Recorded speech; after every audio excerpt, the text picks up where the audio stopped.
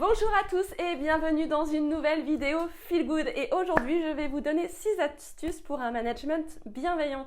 Alors, on va commencer par une petite introduction. Pourquoi pratiquer le management bienveillant? Tout simplement, d'une part, si tu souhaites éviter le turnover et garder tes collaborateurs, je pense qu'il n'y a rien de mieux qu'avoir un bon management et faire en sorte que tout se passe bien avec tes collaborateurs. Deuxième point, ta marque employeur.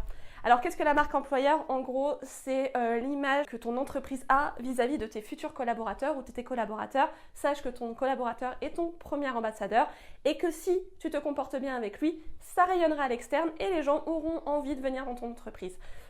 C'est QFD, voilà, il n'y a rien d'autre à dire. Donc maintenant, je passe tout de suite aux 6 astuces pour avoir un management bienveillant. Donc tout d'abord, la première astuce, c'est apporter un pourquoi à tes collaborateurs. C'est un peu comme nous dans la vie quotidienne. Si on sait pourquoi on va, dans quel but et quel projet, on a la direction et ça nous permet d'avancer. Je sais pas, admettons, prenons quelque chose du quotidien.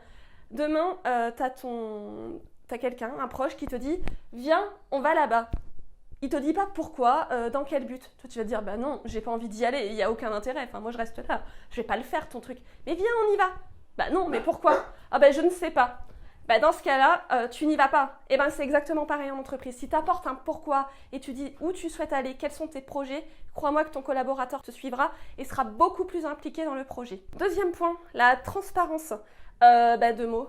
Honnêteté, transparence. Plus tu seras clair, plus tu seras honnête avec ton collaborateur, déjà d'une part, il y aura moins de bruit de couloir dans ton entreprise et ensuite, il y aura une confiance qui s'établira. Et si la confiance s'établit, tu auras une plus belle relation, un meilleur management et tout sera beaucoup plus fluide dans ta communication et tu verras que tes projets avanceront beaucoup plus vite. Il aura confiance en toi, ton collaborateur osera se confier, te dire ce qui va, ce qui ne va pas, pour toi être toujours dans une constante amélioration, pour toi évoluer dans tes tâches, dans ton entreprise et aussi dans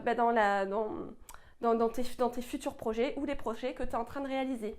Troisième point, remercier et encourager tes collaborateurs. Alors ça semble tout bête, mais c'est vraiment prendre le temps de les féliciter sur leur travail et de dire ce qui est bien, ce qui n'est pas bien. Et il ne faut pas avoir peur de... Alors c'est très français, de dire ce qui ne va mal et de ne pas dire ce qui va bien. Mais je pense qu'on a tous besoin de ça, on a tous besoin de reconnaissance. Et quand tu encourages et que tu félicites tes collaborateurs, ça les motive et ça leur donne envie d'en faire plus et de se dire « Ah oui, il a vu que j'ai fait telle chose » et il se dit « Ok, c'est pas vain, je sais... Voilà, on sait ce que je fais et j'existe, je suis là. Donc n'hésite pas à l'encourager. Alors tu as plein de méthodes pour le faire. On n'est pas obligé de mettre la carotte de 500 € derrière pour le motiver à faire son travail. Mais ça peut être des repas, un simple merci, félicitations ou encourager s'il y a un gros projet ou quelque chose d'important, dire allez, on va se motiver, on va se faire un petit team building ou sans forcément faire des gros team building, mais se dire allez, on va tous... je sais pas moi, au bowling, et voilà, pour histoire de créer de la cohésion et de se motiver et d'y aller, créer quelque chose et de fédérer autour du projet. Quatrième point, dans un management bienveillant, c'est accorder de l'autonomie. Le micromanagement, c'est bien, mais ce n'est pas bien. L'importance en fait, c'est en accordant de l'autonomie à ton collaborateur, tu vas lui montrer que tu as confiance en lui et ça va lui donner envie de s'impliquer beaucoup plus dans son travail.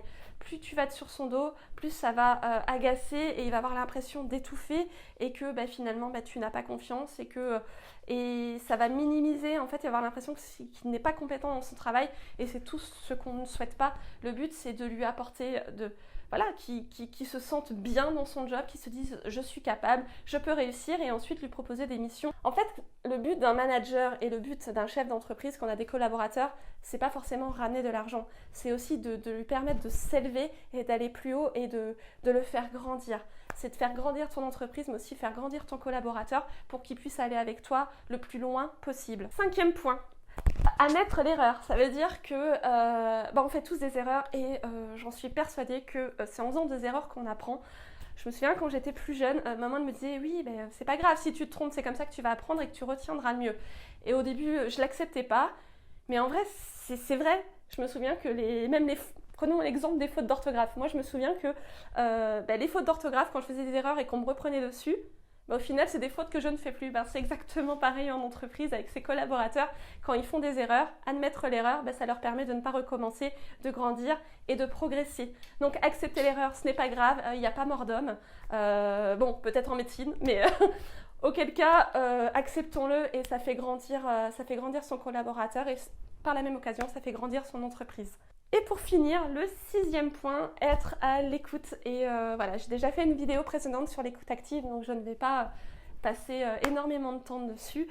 Mais prenez le temps d'écouter vos collaborateurs, soyez pleinement présents. Et quand ils demandent un rendez-vous avec vous, ou quand vous avez un point quotidien avec la personne, fixez un temps, mais un vrai temps. C'est pas j'ai un rendez-vous juste après ou j'ai mon portable à côté à regarder. Oui, je t'écoute. Non, être vraiment présent pour écouter ses besoins, pour écouter ses retours et ensuite être force de proposition et adapter la charge de travail, adapter les projets et vous, ça vous permet aussi de comprendre les problématiques et les besoins qu'il y a de vos entreprises pour améliorer votre culture d'entreprise.